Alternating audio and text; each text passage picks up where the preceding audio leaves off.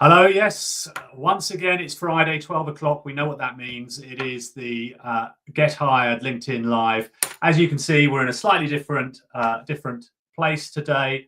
I try and mix it up a little bit. We don't always need to be in the Get Hired studio. I think we should try and do different ones. In actual fact, we're having a few minor changes in the studio, which you will see next week. So there's a couple of different changes. They're only minor, so we'll see how it is. As ever, great to see everybody. Make sure that you say hello, introduce yourself, let us everybody know whereabouts in the world that you are. I always say it's always fascinating to see wherever anyone is. Foxy, great to see you. Hopefully you've got your Get Hired mug. Nena is so upset because for some reason, even though I sent her the Get Hired mug at exactly the same time as you've got it, she hasn't had it. So I don't know what's going on there. She's obviously upset the postman in some way. Hi, David. How are you? Hope you're well as well. Martin, good to see you again. Happy Friday, indeed. It seems like the weeks go terribly, terribly quickly. Although when you're living in the Yorkshire Dales, as I do, with the cold that we have up here, it can sometimes feel like a week lasts for at least a month because it is super so. I can see Nena has already come in as well. The big question that we've got to ask you, Nena, is, have you received your mug yet? Because if not, we need to put in a complaint to Royal Mail because I don't know what they're doing with that. So maybe we should find out a little bit more. Look, today we've got a great session, really fascinating session that we're going to do. And we're going to go and dive in live today with a LinkedIn profile, do a bit of an audit and see what there is that we can get there as well and see how that can really help everybody in terms of getting your visibility up and what needs to happen from that side. Oh, wow. The mug has arrived. The Get Hired mug has arrived. That is amazing to see. Thank goodness. It's only taken a week more than it did to get to Foxy. As I said, I think Foxy must tip heavily at Christmas. So that's pretty good. Ida, hi. Great to see you as well. Hope you're well. Always good to see. Hello, young LinkedIn user. Damien here from Preston, not too far away. Happy Friday. I hope the weather is treating you well that side of the Pennines as well. Martin from Glasgow, good to see. I hope that Glasgow is keeping you well. There's always a little bit of rain from that side of it as well. Nadine, hi, good to see you down in London. I'm sure it's a lot warmer than it is up here as well. So look, today we're going to be going through the LinkedIn profile, and we've got a guest today, somebody who's very kindly decided to volunteer and be the guinea pig for us to really go through the LinkedIn profile, what it is that we can do in terms of changing that, adapting that, and how we can maximize visibility. And I think it's really important to understand why we talk about the importance of your LinkedIn profile. Way back when probably a lot of us probably started on LinkedIn, we were always told and probably even thought that your LinkedIn profile should just basically be your CV, that this was what you should be doing. You should just basically mirror your CV, put it on there, have your job profile, and you just act it as that, and that was it. And it was a static profile that just sort of sat there and never really moved forward at all. That has changed.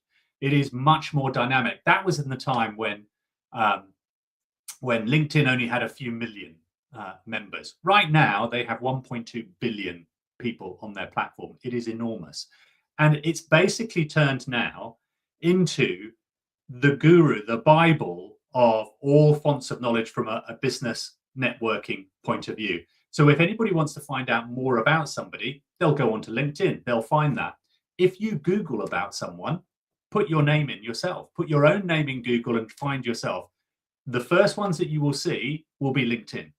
That's how important it is. And that's why it's so important to make sure that the first port of call for everyone, which is your profile, is really maximized and does the job it's intended to do.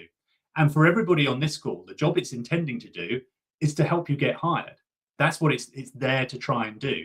So what we've got to try and do is to see how can we actually use your profile in a way that maximizes your visibility, demonstrates your value, and very quickly, for whoever is looking at it, they can see and think, this is somebody I want in my organization, is going to solve my problem. And there's going to be two different types of people who are going to be looking directly onto your profile. And those two different types of people are going to be, first of all, recruiters. They're the ones who are using it daily. They're the ones who use it all the time. And it can be recruiters from external agencies, recruitment agencies who work in your niche, or it will be recruiters who work for companies directly. So their internal talent acquisition, who will be looking and scouting and trying to find talent. And it's either that they'll be doing that proactively, so they're going out to try and find that, or you might have applied for a role and they're going to then go onto your LinkedIn profile to have a closer look, dive in to see a little bit more than what your CV says. Does it give you a better picture? And quite often, because it's a familiar format to them, they know it's an easy way to compare candidates. CVs, as you know, have so many different variations. And inevitably what people will do is they'll look at it. Some are good, some are not so good. The easiest way to do that is just to go straight to a LinkedIn profile, look at that, and you can have an easy comparison, which is why it's so important to make sure that you have got your LinkedIn profile maximized. That is what is really, really important to do. Interesting. Look, Foxy, if you Google, he's put here, if I Google my name, my website comes up first, LinkedIn is second. There you go. And what a great way to promote your website as well. As ever, make sure that you always check out Foxy's YouTube channel as well. I'm sure that will be on there. Foxy's Lab, always good to see that. But look, absolutely, that's why it's really, really important to do it and why we need to change it. I suspect that all of you, I mean, hands up to everyone. When was the last time that you changed and adapted and audited your own LinkedIn profile? I suspect, like everybody, you tend to do it. It's a bit like a spring cleaning in your office or your front room or something like that. You'll probably do it once in a while to do a major clean, a major change about, move all the furniture. And your LinkedIn profile tends to be that. You end up just doing it, writing it, and then just leave it, forget about it. But it should be regularly optimized. And I think that's really important for everyone to do, to make sure you optimize that. And that's what we're going to look at today, is to really have a look to see what we can do in terms of that as well. So again, no, she's just Googled as well. My rubbish website first, LinkedIn profile second, and my IMDb profile for TV film. That's a great plug as well. I like that. Martin, if I Google mine, it's a carpet shop in Sunderland first. Amazing. Absolutely amazing. But the principle here is that absolutely, even if you're just Googling, that's the importance that LinkedIn has these days. And I know that you will probably see online, there's an awful lot of people will be fairly cynical about LinkedIn. There's lots of people who will comment about it. I get it on some of my posts when I'm talking about it. You will get people who will be super cynical about it. Why do we have to do this? It shouldn't be like that. I'm not prepared to brand myself or be a content creator. The good news is you don't have to be a content creator in order to be successful on LinkedIn. It's not about that whatsoever. What this is about understanding the way that the job market has changed in 2026, and it has radically changed. It's no longer can you just rely on applying for jobs only. If that's your strategy, you're going to be in it for a long, long time. What we need to look at is how you maximize your capability and your value on LinkedIn. And what we're going to look at today is going to be specifically on the profile. So look, let's bring onto the stage. We've got our wonderful guest, Fergal. Let me introduce Fergal to everybody, who very kindly comes to the Get Hired LinkedIn Lives as well. And when I asked last week for some volunteers, Fergal kindly, maybe foolishly, put his hand up and said that he would be a guinea pig for us. But look, Fergal, great to see you as well. Perhaps a quick introduction for everybody. It'd be great to sort of find out a bit more about you. So I'm based in the Wirral. Having lived 30 years in London, I moved back up to the Wirral just over 3 years ago. My background is kind of working as a kind of program director, principally in transformation, telecoms, and financial services. So yeah, I'm up here. I've got a place in Ireland as well, so I have a dog, so it gives me easier access to get the ferry to Ireland I can't fly with the dog. So that was one of the principal reasons for moving. Plus, also, I'm sure most of us experienced lockdown wasn't great, and then in London particularly, it wasn't great. So it was a good time to move out of London. And obviously, you're actively looking for a role. Yep. Tell us a bit about that. I mean, how's your experience been so far? I kind of because of the last 10, 11 years of my working career has been in kind of contracting, IT consultant, contracting, fractional employment. So I've applied for a few permanent roles, but I wasn't getting any traction whatsoever. And then, having, read this, having LinkedIn with Nigel and Get Hired and read other information on LinkedIn, it became clear that I needed to kind of do more to bolster my LinkedIn profile.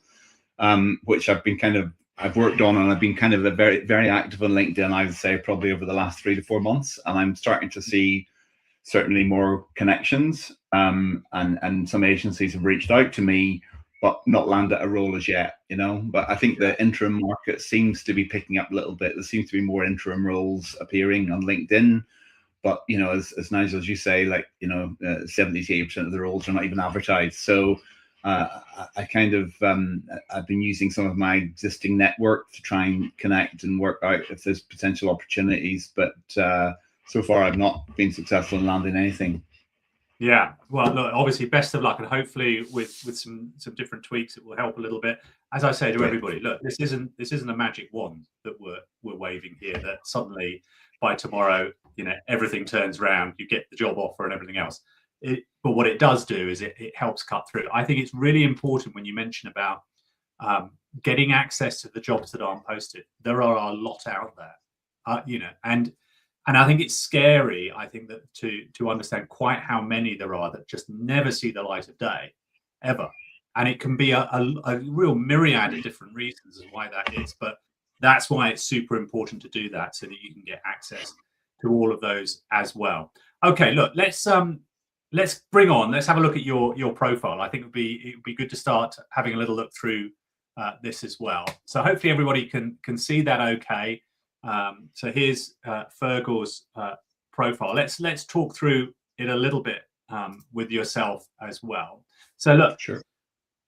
First things first, good photo up there. You're looking straight at the camera, everything else, and you've got the open to work banner up there as well. That's always something that I think a lot of people like to sort of talk about and wonder whether or not they should be putting the open to work banner on that as well. Have you always done that, or is that something that you decided to do? Have you done it both on and off? Tell us a little kind of on and off, and for a while I had it open to recruiters only, and then I spoke to I had some input from a career coach who kind of said, look, if you don't have it open, many people won't see that you're available for work, won't get down to your about section to read that you're available for work. So they from their perspective, and from probably for the last couple of months I've had it open to work. Yeah, absolutely. And you're absolutely right. And I know, again, I say this all the time, but it's super important. There are 2 different open to work settings you have in LinkedIn.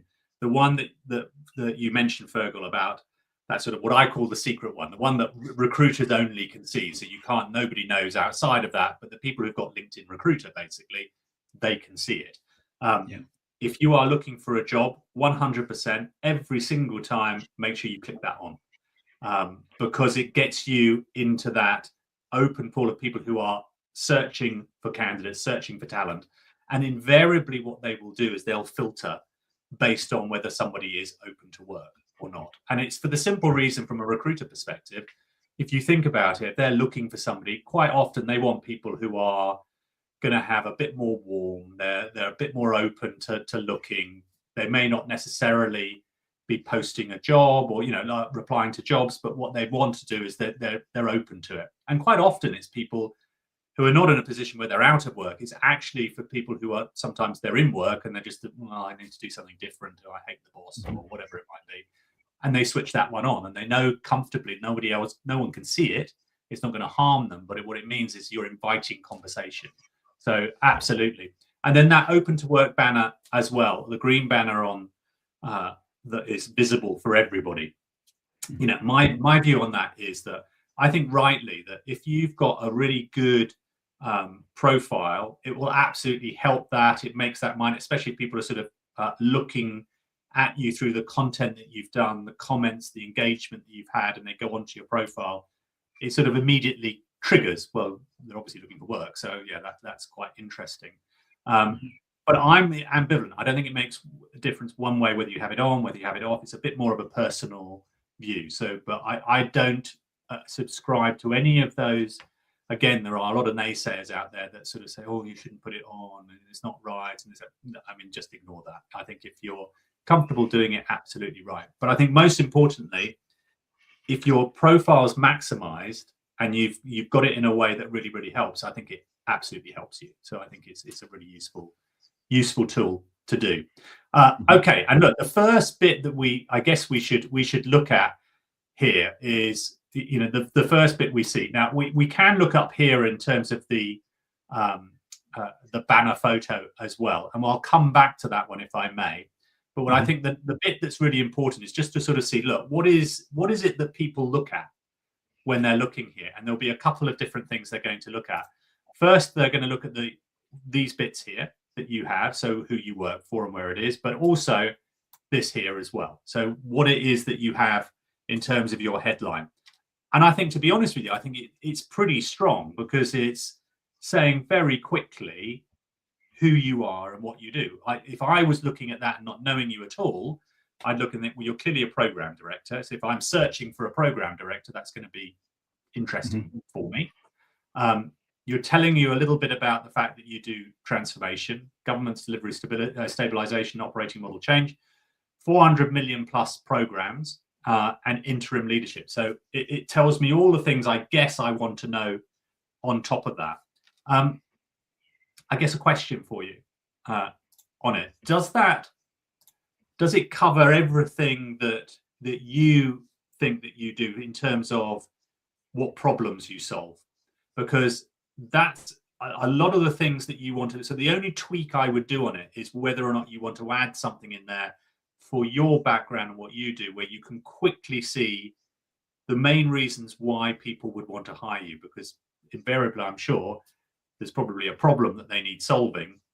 It might be that if you can find a form of language that very easily says what that is, then you might want to tweak it by adding something like that. And I think that's the only thing I'd change. That's where I've got obviously delivery stabilization. So I'm often brought in when programs have gone, are at risk or have gone off the rails and they need kind of course correcting. So that plus obviously my ban. I know you're going to come back to the banner, but that's where I kind of talked about mobilizing and stabilizing complex programs. That's in essence what my kind of DNA, if you like, Yeah. And so that's the bit that we can work on. But I think it's pretty strong. So I think that's good. And it makes very clear that it's interim. So you're obviously not looking for permanent roles. Yeah. Yeah. Yeah. I mean, I did initially have an interim program director, but I kind of thought that might kind of go against me in the banner. So I decided to just, I think interim leadership is good. No, I think that's good. Yeah, I think that works pretty good there. Interestingly, you put the details here in terms of where you're looking to work as well. So that definitely helps. And then the next bit that basically every recruiter will do it, and most people will do it, is they'll come onto that. They sort of flick to see what that is, and then they'll go straight to your about section, just find out a little bit more about you. So look, I think it'll be good. Give me a little bit of a feedback that what you think. I'm sure you probably changed that and probably tweaked it several times, like all of us have probably done over the years. But, yeah. What's your sort of thinking on what to put on there? So when I look back to when I started to kind of overhaul it, it just looked like a complete replica of my CV. So I've kind of I thought it was important to reference things around my track record, so that would hopefully attach some interest and identifying some of my selected achievements. That was the kind of key thing I wanted to bring out in this section. Yeah. And I'm interested. I know we had a bit of a chat previously before you came came on here where we were chatting about what the market's like, how you've done. And I know that I'm not giving away too many secrets, but we're of a certain age, you and I, where it can sometimes work a little bit against you. We've all talked Indeed. about discrimination for age bias, and things like that. There is one bit there that I'm not one that I ever think people should hide, because I don't think we should be hiding who we are, what our identity is, and any of the protected characteristics, as we shouldn't do. But I think there are different ways that we can present it that help. And sometimes there are things that hinder it. The bit I think that hinders you is this phrase here. Yep. As soon as the thing is, we all do it. We all do it because we've probably been ingrained over years to say that the mark of skill has always been, well, I've been doing the job for 30 years, so it's fairly obvious I'm going to be pretty skilled at it. You can argue sometimes there are some people who've been doing it badly for 30 years, obviously not in your instance, but that has been that. But I think the issue that I think there is there, that invariably people who are looking at that subconsciously, or it's the unconscious bias, will obviously will look at that and think 30 plus, and they're trying to work that out, and they might be 30 themselves. And they might do it, or they might be later on in life thinking, oh well, are they going to be retiring soon? All the things they shouldn't be thinking, but it can creep in. And what we want to try and do is minimize some of that. So, rather than putting 30 plus years of experience, you could sort of put something more about what you've delivered, some of the things that you've achieved with it. That kind of a thing, that, rather than leading with program director with 30 years plus experience. So I tweak that would be the first thing that I would say.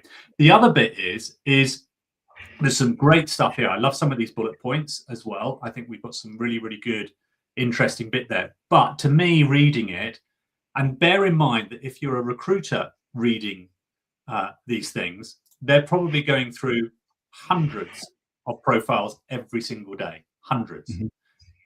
It's constant, so it's literally every day you're doing that, as well as doing interviews and doing all that kind of stuff. But they will scan through things as quickly as possible. So the question you need to ask yourself is, when you're writing your about section, or in fact your entire profile, is it something that when you look at it very quickly and you have a scan of less than 10 seconds, I know really quickly what it is that Fergal does? And so to me, what I would do is to try and change this, to try and create more of an open document, easily scanned document. It looks sort of perhaps too heavy, probably a little bit more of a sort of a delivery report rather than a sort of a commercial magnet, for want of a better way. What it's here to deliver is you're trying to get people to think, I want to find out more. I can see really quickly what Fergal does. Sometimes that can be just style. So in other words, instead of having it all pushed together because you've got the bullet points, just spread it out, get a little bit more space, a bit more there to do it. But I would probably say, look, we can probably halve the amount that you've got there and make it a bit more impactful. Remember, a lot of these things is that we have are much more about making impact to somebody. It is a marketing document rather than the CV type document. David, yeah, absolutely. Look, extensive experience. Exactly. There are ways to do it rather than the actual number reviews. We need to do as well. Are you suggesting that maybe the primary focus here should be on the selected achievements and bringing that further up? Yeah. Absolutely right. Look, what you are looking to achieve here is you don't need to put more credibility. It's clear the credibility you've got. If I sit all the time and read everything there, I can see this is a very experienced, credible guy, understands his mark, get all of that. What you've got to try and do is create more pull. You've got to try and get it so that when me as a recruiter or me as a hiring manager, when I've come onto your profile, the window of opportunity that you have is less than 10 seconds, that in less than 10 seconds, I get you. I get it. They're not going to read all of that. For me to read everything will take me 5 minutes to do. Yeah. And whether we like it or not, they just don't do it. And in our TikTok world of everything immediate and just a few seconds and we're flicked to move on to something else, they just won't. So what I would do is really try and remove that. You know, you've got quite a lot of bullets there. You don't perhaps need all of that. You don't need to. The temptation is always, and every candidate's like that, myself included, you want to tell people everything that you've done because you're proud of it and you've achieved a lot. And like we both share, when you've had that amount of experience, you've probably done an awful lot and you've achieved a lot. There's a lot of things there. But what you've got to try and do is, rather than say everything that you did, you want to show the selected pieces of what really mattered, where you made a massive difference somewhere. So that's the bit that I would suggest you change there for that. Yeah. Less is more, I guess. Yeah, exactly right. You know, exactly right. Less is absolutely more when it comes to marketing and selling. If you think of all the great marketing slogans, advertising campaigns, and everything else, the simpler it is to understand, the better and more effective it will be. Tim, sorry, we've got a question here from Tim. Hi, I hope you're well. How do you feel about the "Hi everyone, I'm seeking a new role and would appreciate your support" type post? So that goes on to the sort of the content side of it. Look, I think it's really important to do, and we can have a look at some of your posts in a second as well, Fergal. But I think sometimes I think it's worthwhile doing it to sort of introduce yourself, to say to your market, I'm looking for a role, this is what I want to do. But I think more important than that is what you don't want to be tempted to, and I see quite a lot of this kind of content that exists, is it's constant. So it's like almost every post is, I'm looking for a job, this is what happened in my job application, I've had 200 applications, I still haven't got something, so all of the post just is that. Instead, it should be, don't forget, it should be showing your value, making you to be the expert in your space, starting to have insightful comments, insightful posts, so that it's constantly pushing out there what your value is, what problems you solve. The fact is that you want people to look at your posts and think, wow, that's a problem I've got in my organization. That sounds an amazing idea, or this is something that I really am missing here. I need to have a conversation. Let me check this person out. Let me go and have a look. If you just keep on pushing with I'm looking for a job, I'm looking for a job, it's no different to what they're receiving all the time, which is lots of emails coming forward, lots of in-mails coming forward, lots of messages saying, I'm looking for a job, here's my CV. If you're posting about that all the time, it just adds to the noise. It's just the same. So yeah, I think it's good to do it now and again, but the majority of the content that you need to be putting out there is about you and what you can solve, and you're being an expert in your space. So I think that's really, really important there as well. Okay, so let's go through down here, and we'll go down to the next section. Again, I'll come back briefly to your content in a second, if that's okay. We'll just quickly look here at your experience and what you've done there. And look, all of these are actually really, really pretty good. I'll go to the lower ones here. Again, what people tend to look at is your most recent. They might click the show all. And that's the bit that's really important to see, is how LinkedIn works. Is that by looking at this, they're going to look at your most recent things here. And obviously, look, whereas you've obviously been doing your own thing, you mentioned earlier about doing your own personal goal pursuit as well. That's fine. Program director that you've got here, that you did a contract there, and then you obviously had a longer stint here.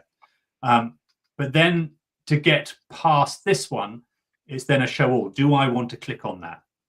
Now, some will, some won't, and it really depends on what time they've got. If we do click on it, and we can do on that, we can see it will give everything here and go back to the rest of your background. So there's quite a lot there, really interesting from there. But it's the question, I guess, that you need to ask yourself is, will people click that? Do you think that they're going to do that? So that's the only bit. The only thing I'd change here slightly is whether you need to add your career break in there. to do that. Now, hear me out on this, because I think it's important to do that. It's an important bit. I'm not saying that you don't want to tell people about that, but maybe that's something you might want to talk about during your interview. You could do that. And the reason for that is because you've got two different bits here. So again, if I was looking at that, I'd look and see you're running your own consulting business here for the same period of time that you were also taking your career break. So there's a conflict there. Yeah. So for me, I'm going to have confusion as to what that is. So, and that's not what you want to achieve when you're trying to get people interested in what it is. You want to make it as normal as possible. Now, what you can do is there are other sections that you could put that in terms of your career break or what you did. But the bit that's really interesting is that you did a Victorian residential redevelopment project and completion of Mars assignment. You've got sections down here where you've got voluntary bits. You might have even switched it off. Let's have a look and see. You have. So there's sections down there that you can add into that, which is about outside bodies, interests, that kind of thing. I would put that in there. Is where it is. I wouldn't put it in your job profile for it, because again, I just think it just adds a confusion that, you know what, us recruiters are very simple people. We don't overthink these things, but I just think that's going to do it. And plus, what it will do is it will then mean that quite quickly, where people will look at that, they'll see director there, program director there. It just suddenly looks a little bit, yeah. It just looks a little bit easier to read. It looks more that I want to talk to you. You want to try and eliminate the possibilities of them thinking, oh, I don't know, maybe somebody else is probably better for that, or a better fit. I've got somebody here who doesn't have that, so that would be the only thing I'd change on that. And then the only thing I'd say is the bit where obviously I've been a director of my company for many years, but the last 2.5 years I've not been working. So I'm still a director of the company, so it could be misleading, but that's the dichotomy I've got between that and the stating that's why it shows as a But it's something you can talk about. So that's I think is look, when you're putting your CV together, when you're putting on your LinkedIn profile, again, we have that temptation that we want to put everything. Yeah, we're putting everything on there, and that's not what we need to do. We don't need to put every single thing that we're having there. So, like for instance, if you're putting your CV there, and we're there for we have quite a considerable amount of experience, are we going to be putting something, the roles that we did when we were in the 1980s? No, it has very little relevance. It might be interesting. One of my first job out while I was still at school was potato picking. I'm not going to put that in my LinkedIn profile. I'm not going to put that in my CV. Does that mean that I'm not being honest? Of course not. What it means is that I'm trying to portray you, to show you the relevant parts of what I do and what's really interesting. I might have that conversation during the interview process, just as you would, when they say, okay, tell me about your consulting run, what have you done the most recently? And then you can explain that. Look, I've got my consulting business. At the same time, I actually took a little bit of a break because I was going to do a project doing up Victorian, et cetera, et cetera. Yeah. And people will go, oh, that's really interesting. They're not going to say, well, why didn't you put that on your LinkedIn profile? Sure. No, really not going to do that. So it is the same time. Now, obviously, what I'm not saying is that you're then going to suddenly take off what you did at Pinnacle Pet Group or GBG. Of course not, because those were roles that you did, work that you did. That's the value that's what people are looking to see, the skill set that you're doing there. Probably with the greatest respect, they're not going to be hiring you for the redevelopment project that you did for the Victorian house. Makes sense. Yeah. And then just as a sort of a context for your roles, because I'm not going to go through every single one of them. To be honest, people don't tend to sort of look at every single bit of that. They don't really go into that much. Some do, but not always.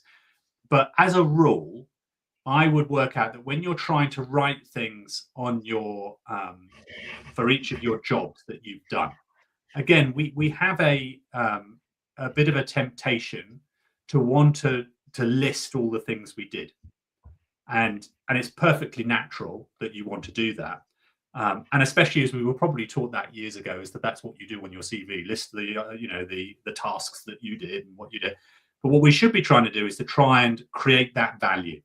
The best way that I describe it is that you want to try and move from context to impact and proof. So it's those three ways of doing that for each role that you have. So in other words, the context would be why I was brought in for the role. So if we're doing GBG here, for instance, you've sort of put it here that you had the appointed to lead the global integration of Aquant. So you could say I was brought in to lead the global integration of Aquant. So that's your context of what it is. What's the impact? Well, what changed? What change did you do as a consequence of that?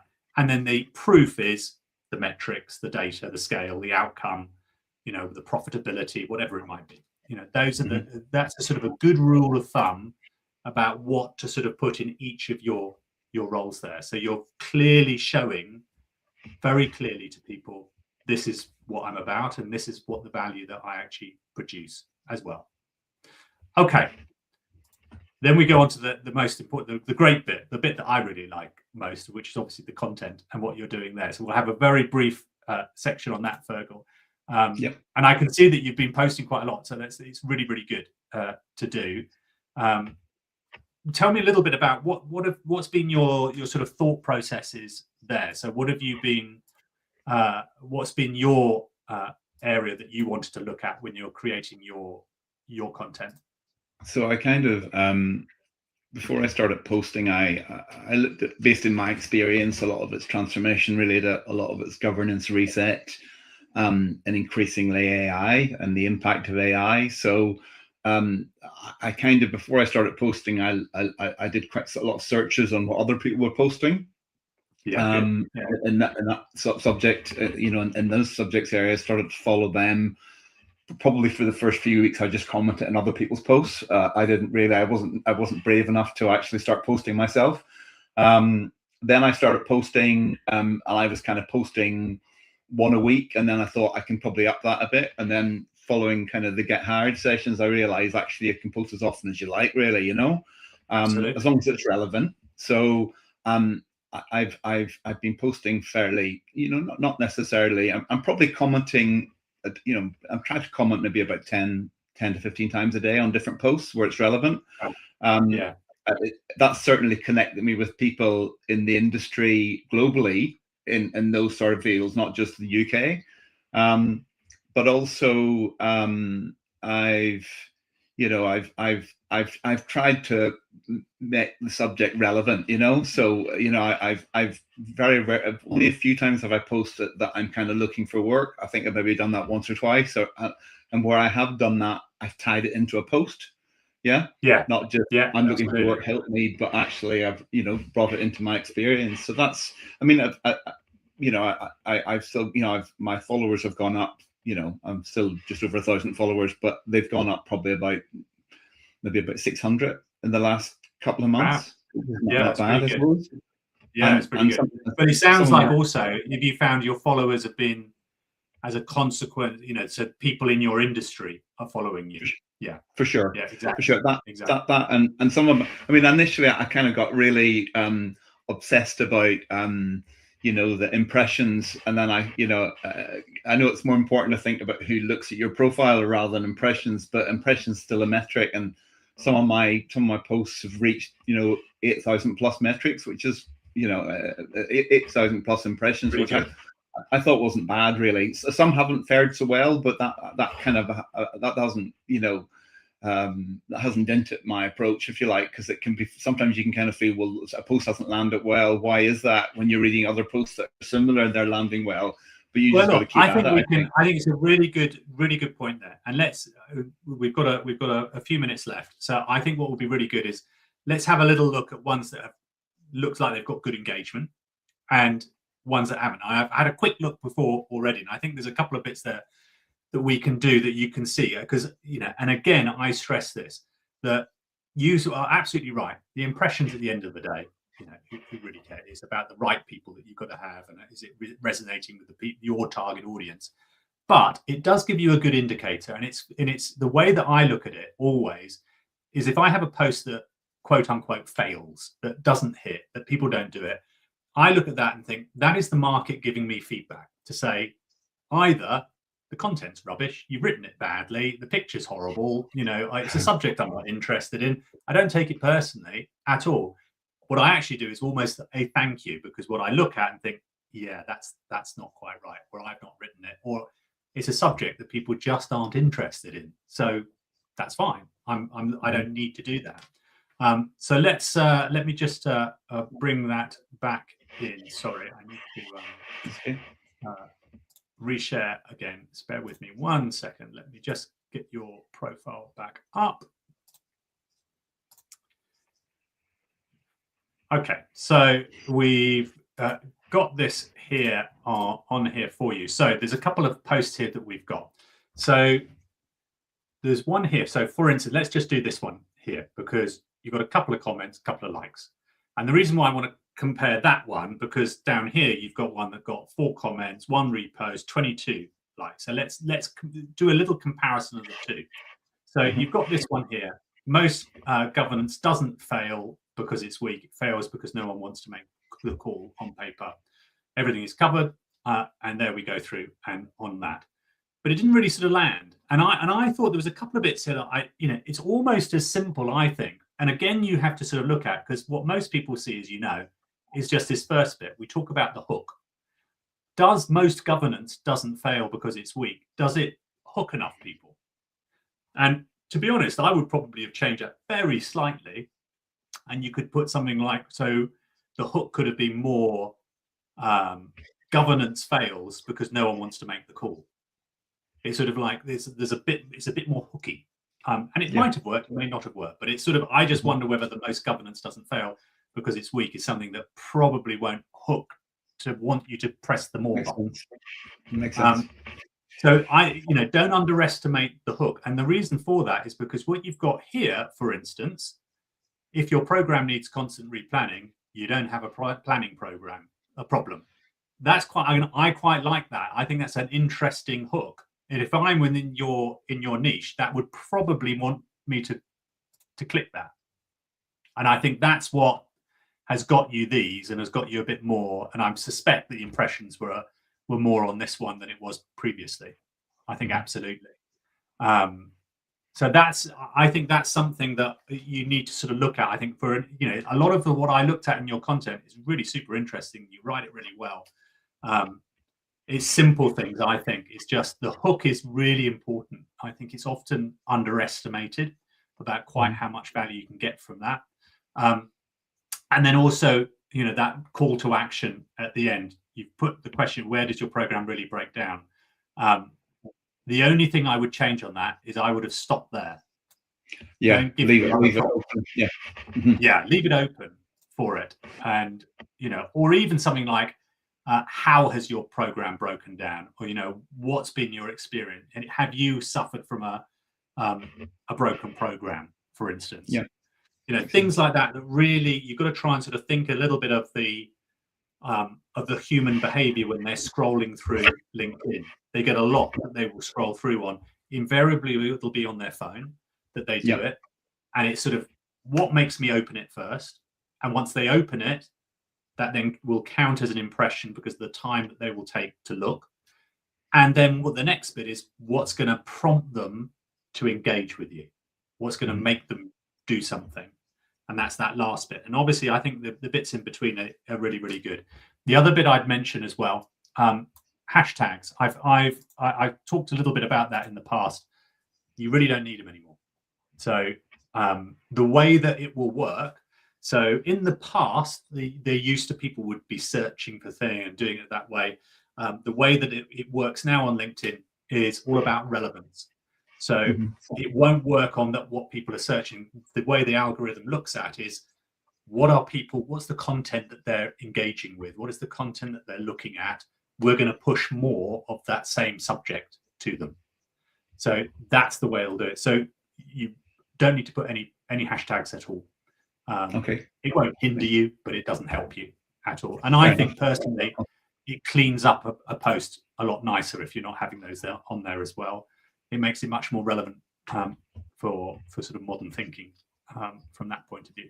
But otherwise, look, sorry. I was just going to say one thing I haven't done. I've not been brave enough to add a video yet, or starting adding some pictures, but it's again from the get hired calls. I will brave it at some point, and I'll start doing that. But I think if I do that, just changing it up a little bit, I think it would help as well. I think it is. I think the good thing is that you're doing. I think the bits that you should really take, a lot with you in confidence in what you're doing is, one, the consistency that you're producing. You never get it right first time, so that's the first thing. It is a little bit of a journey, unless you're super talented or you've been in marketing before. It takes a while, and consistency is key. So continually doing that. And as I mentioned, you reiterated, you can do as much as you like. You're not going to be penalized for it. You could be posting literally every hour. It's not going to be a problem. The issue is not necessarily about how much it is, it's the quality of it. So you've got to then look at, okay, tweak a little bit with the hooks, keep on working and think in your head a little bit of what would make me want to open that up. What's a little bit, and you can mix it up between ones that challenge a little bit, ones that create curiosity, that kind of a thing. And it's a little bit trial and error. And then in terms of pictures and video, when I started on this journey, was the first 6 months, I couldn't post anything of me. I couldn't do it. I found it really, really hard to want to do it. It's so out of your comfort zone. It really, really is. So I was doing pictures of things. It's the things I was looking at, or a place, or an exhibition I'd gone to, or stuff like that. And it was sort of like, because I was a bit too scared to do it. But there's nothing wrong with it. I think people will, it is, once you start to do that, you will get over it. Is it the be all and end all? No, it isn't. You know what? You could absolutely create great content, text only, and still hit your mark. You absolutely could. So don't feel like, unless I'm doing video or unless I'm doing that, I'm not going to do it. But at the same time, I would always encourage people, your creativity, put yourself out there and do that. You have, from Fergal, what I've seen in terms of your background, an amazing amount of experience, a lot of skills that you've got there. I'm sure that you could probably share mountains of stuff that would be super, super useful. And you clearly, obviously, can communicate and you come across well on the screen. So don't be frightened of it. Just do a 20-second video and do that, and just speak off the cuff. It doesn't matter if it's slightly wrong. Most of mine are as well. There's always going to be a hesitancy. I got the wrong word in, and you know what? I've got to the point now where, unless it's really terrible, stop it. I'll just post it. It doesn't matter. Post it, yeah. It's good enough. It's good enough for it, and that's really what we don't seek perfection. Seek the fact that, look, I'm getting the message out. It's authentic. It's me, and it's getting myself out there. Use CapCut, or there are other tools out there, but CapCut's super easy to do to just cut it and edit it, and always put your some subtitles there as well.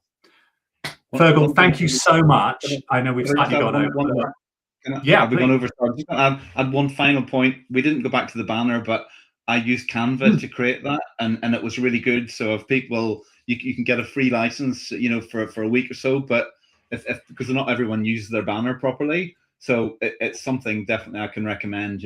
I find it very helpful. Absolutely, that's a good tip, a really, really good tip. And yeah, look, from insofar as the banner is concerned, absolutely, and you can change that. Don't, again, constantly change that. I quite like what you did in the banner, in that it says very clearly what it is that you're doing. So you're adding value and you're putting that there. That's great. Fergal, thank you so much. I really, really appreciate your time, as ever. I hope everybody's found it super, super useful. But as ever, look, I will be speaking to you afterwards. I'll get you a Get Hired mug will be winging its way over to you. So I'll get your details and everything after the session. But thank you very much. Anyway, thanks, Fergal. We'll speak soon. Bye-bye now. Thank you, everybody, once again. Look, for everyone, I really, really appreciate. I hope that was useful. We've gone through in terms of what to put on there and what not to put on there in terms of your profile. Probably a task for everybody now. Next steps: go and do your own profile audit. Have a look at it, change it up, see what you can do. Read it from a point of view of somebody looking at it for the first time and see how useful that could be for yourself. Don't be afraid to use AI to give you some prompts as well. They can help you. So whether it's ChatGPT, Claude, or whatever, they will absolutely. They can't read your profile, but what you can do is just take the sections out of it. So take the About Us section out, take your job profile section out, and it can help you a little bit with the writing. Don't forget, don't cut and paste it. Use your own words. Thank you so much again. Enjoy the weekend. It's been a great session. Really enjoyed it. And we will see you same time next week. Cheers, everybody.